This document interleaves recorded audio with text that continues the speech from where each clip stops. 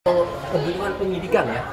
Ya, jadi bukan dari kami, tentu dari penyidik ya, kebutuhan untuk melengkapi berkas atau memperterang peristiwa pidana. Jadi kebutuhan penyidikan itu, rekonstruksi. Jadi penyidik lah yang berinisiatif. Pak, tapi keluarganya Vina kan sudah dikasih tahu belum kan? Karena rekonstruksi kemarin kan keluarganya Peggy kan tidak dikasih tahu tuh dan juga tidak dihadirkan. Mungkin seperti apa? Ya, tadi pagi saya di Cirebon ya, berangkat ke sini hari ini memang belum ada kabar resmi ya, belum ada pemberitahuan resmi mengenai rekonstruksi. Tapi saya nggak tahu ya, saya di sini kan sejak sore, barangkali sudah mendapat kabar dari tim kuasa Peggy Setiawan ya, barangkali sudah mendapatkan kabar. Mas Ibnu kayaknya belum tahu saya, belum tahu ya. Nanti saya tanya tim lah. Barangkali teman-teman media memang apakah itu sudah pernyataan resmi? Sudah resmi. Ya kalau terkait dari orang tua sendiri nih yang membantah kalau anaknya terlibat kejahatan, ya, anggap ini gimana dari pihak kuasa hukum? Ya, orang tua membantah ya bahwa Peggy terlibat kan. Ya memang orang tua itu tahu bahwa anaknya saat kejadian ya itu berada di Bandung, bahkan jauh sebelum kejadian ya memang berada di Bandung. Nah kan ini teman kerjanya itu ini tidur bareng ya. Silakan coba Ibnu ceritakan. Nah iya, Mas Ibnu boleh ceritain. Ya. Nah, dari TD-nya nyampe jalan raya nganter gondol tuh. Terus pulang mampir beli makanan tuh, warteg. Nah, pulang ya ke Bedeng makan bersama tuh. Terus kita semua ada di Bedeng ya, habis makan tidur. Ada orang 4, Inu, Parman, Robi, Peggy Setiawan yang pulangnya gondol, kalau bapaknya pergi.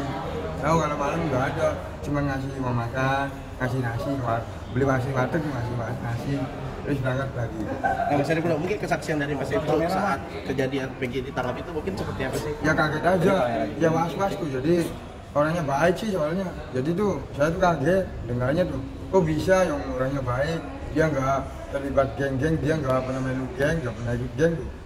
Cuma yang kasihan aja tuh, jadi kaget. Kok kondangan saya di bawah.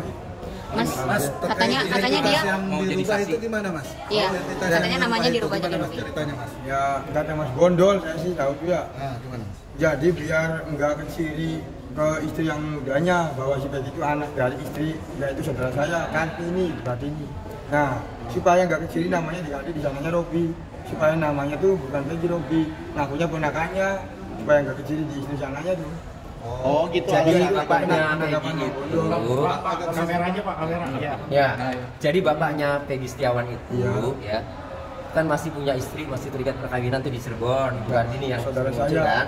Nah, kemudian di sana itu punya istri lagi. Nah, karena masih terikat perkawinan kan nggak cerai, jadi dia tidak mengaku punya istri sehingga anaknya pun si Peggy itu diakui ponakan. Itu sebenarnya. Ya, jadi sebenarnya hal itu tidak terlalu penting. Contoh begini, kejadian seperti itu kalau tidak ada suatu peristiwa kan tidak jadi persoalan. Ini persoalannya ada peristiwa, kemudian dicurigai gara-gara ada ganti nama, kemudian dicurigai, dikira takut, ya dikira karena kabur menyembunyikan nama apa. Sebenarnya tidak.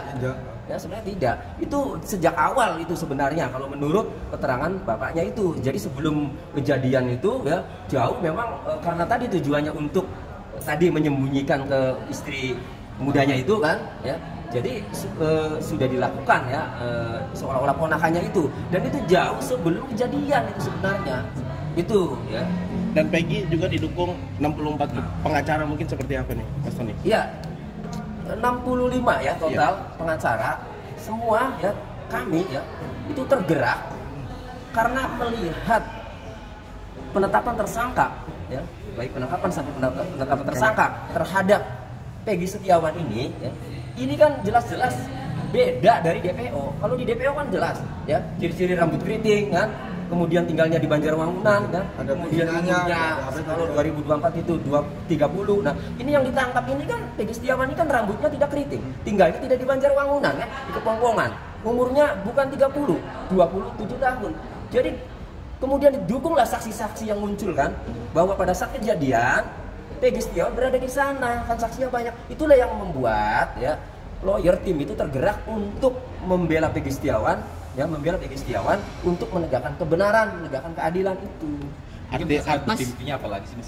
Ada, sebenarnya ada bukti pembayaran gaji kasbon. Ada. Itu disimpan sama Pak Rudi dan sudah disampaikan. Itu dari tahun berapa? 2016. 2016 ya. Itu Bulan? dari mulai bulan Juli, bulan Agustus, bulan September itu ada semua. Nih, yang saya baca nih ya. Misalnya 2016 di situ ada 26 Agustus 2016, berarti kan sehari sebelum kejadian ya. Nah, kemudian ada lagi 2 September 2016 karena gajian buruh bangunan itu mingguan. Ya, itu ada di situ, dan di situ ketika saya minta tim kuasa hukum minta kepada Pak Rudi, mana bukti pembayaran gaji ya. Dikasih itu, artinya saat itu ya, Peggy Setiawan bersama yang lainnya itu gajinya itu tergabung di situ. Oke. Ada. Bang, tapi sudah menjenguk Peggy sendiri di lapas titipan Polda Jabar? Ya, untuk saya sendiri belum ya.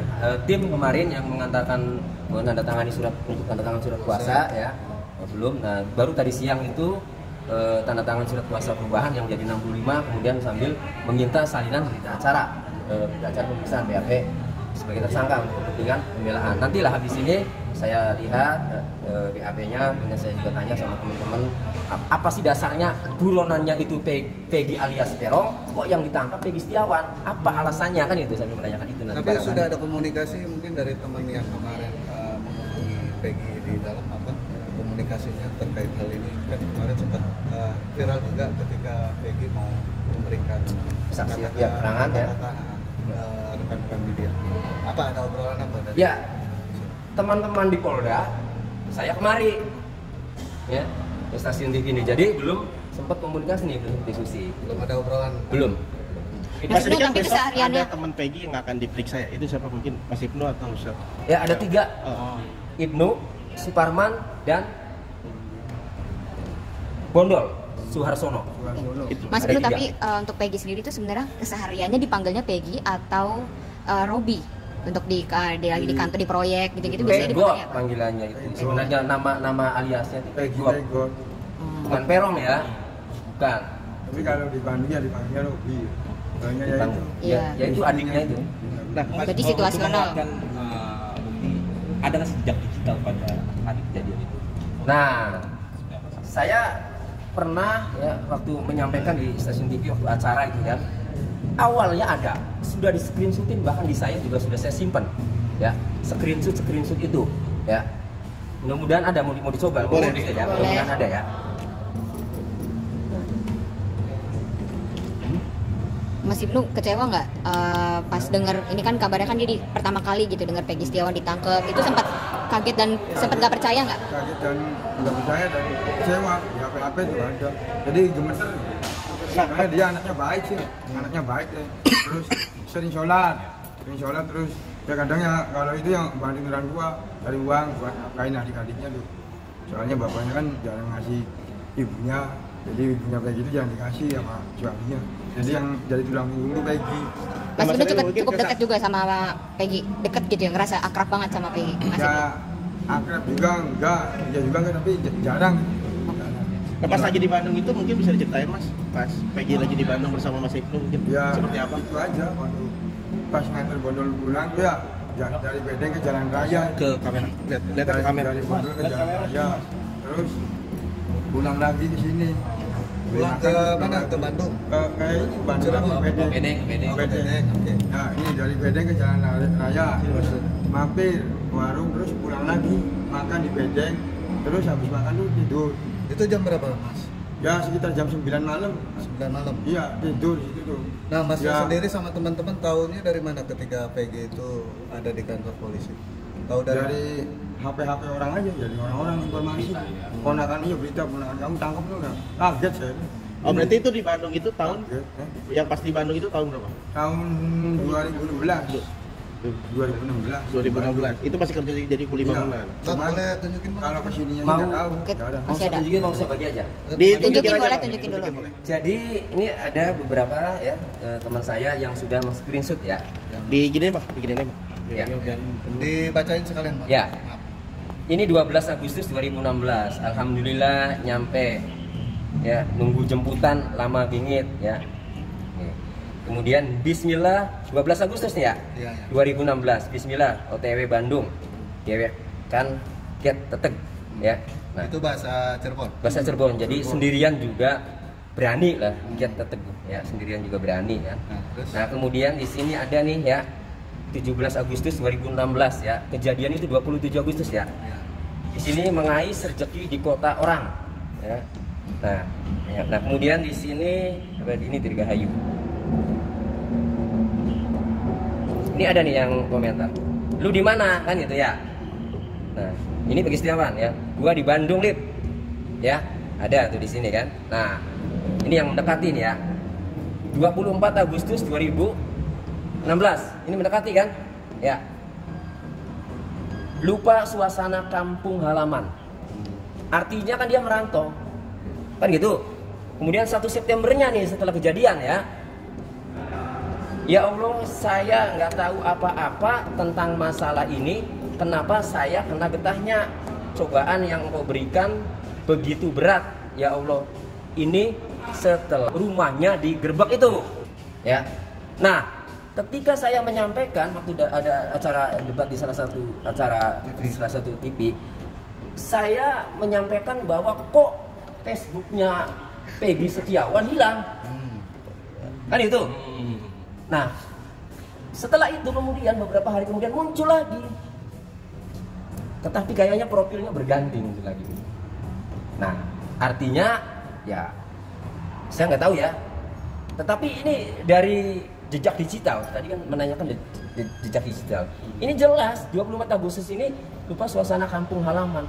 Jadi dia lagi merantau. Iya, lagi merantau. Merantau di Bandung. Saya ingat. Masa pulang ke Cirebon hanya untuk membunuh saja terus balik lagi? Kata bapak yang tadi di Enggak, harus ada waktu yang cukup untuk saya marah, nggak apa-apa.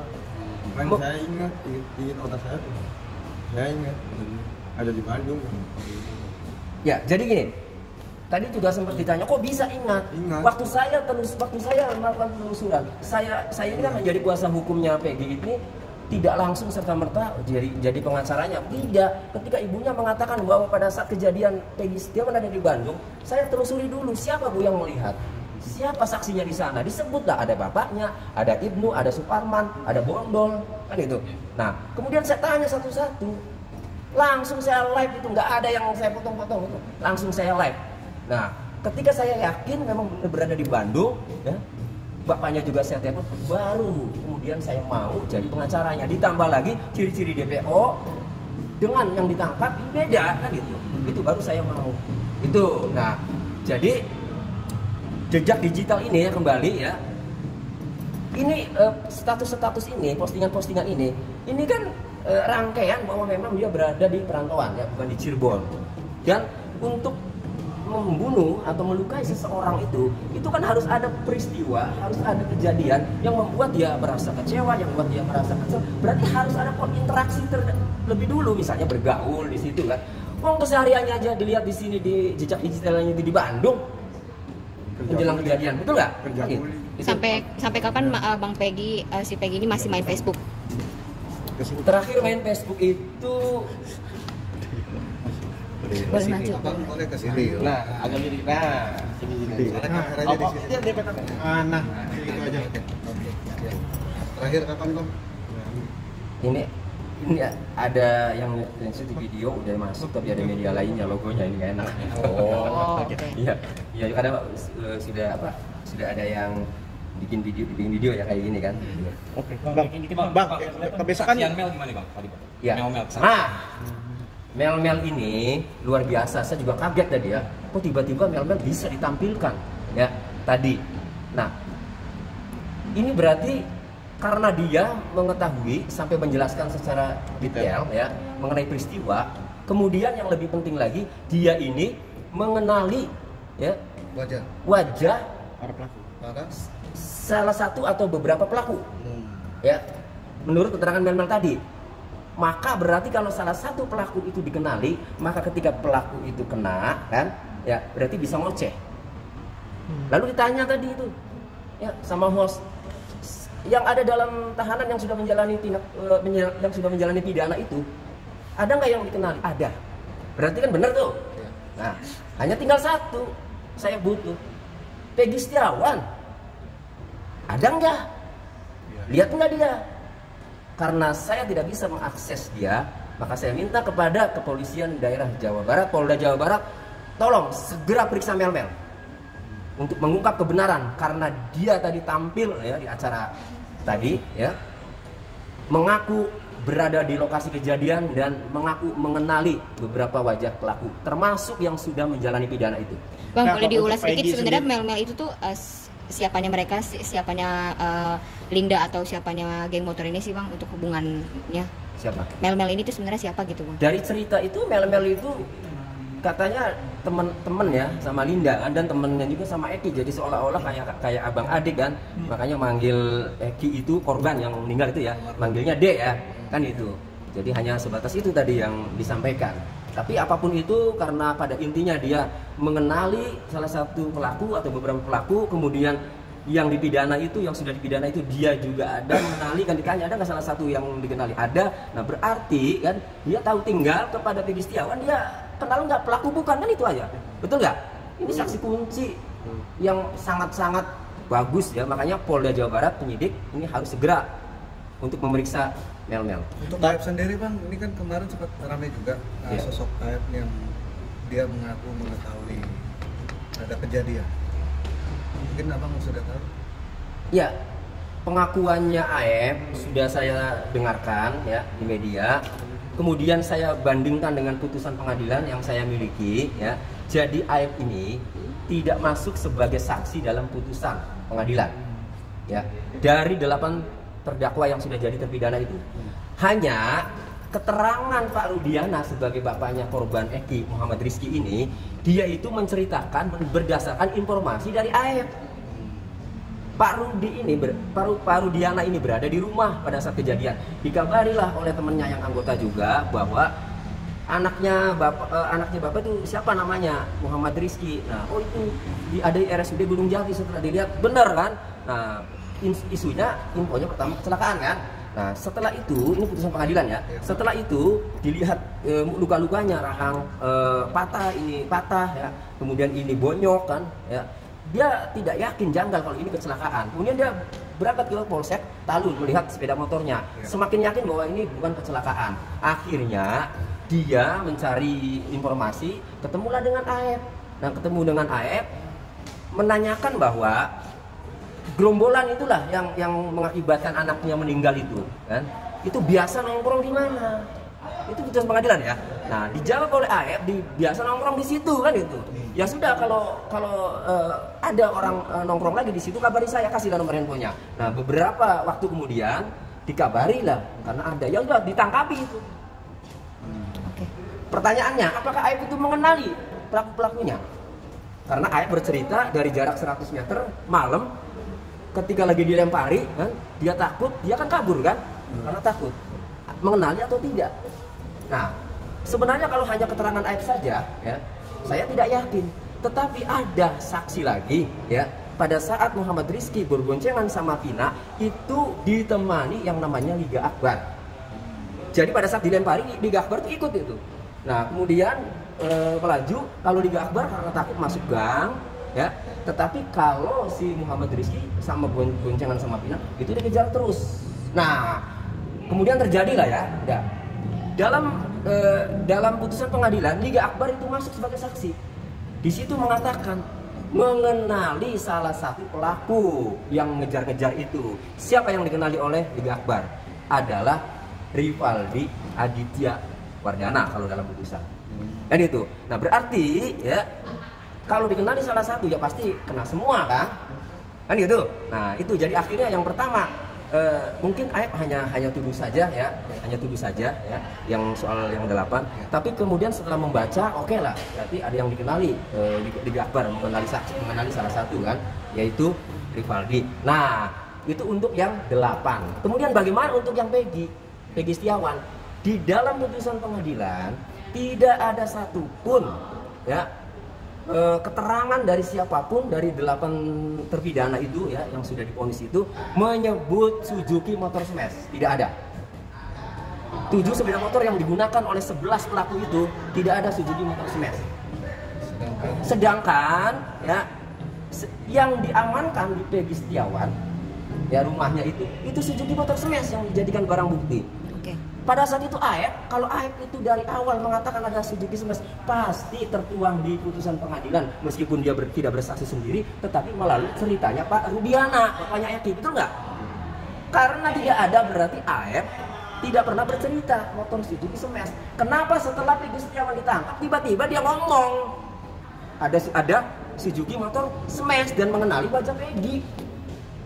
Jadi untuk 8 oke lah, mungkin saya percaya ya. Tetapi untuk Peggy Setiawan ini seperti cocokologi kalau menurut saya ya. Saksi yang memberikan keterangan dicocok-cocokkan dengan keadaan ciri-ciri Peggy Setiawan. Oke, Bang, upaya hukumnya seperti apa Bang untuk Peggy sendiri sebagai kuasa?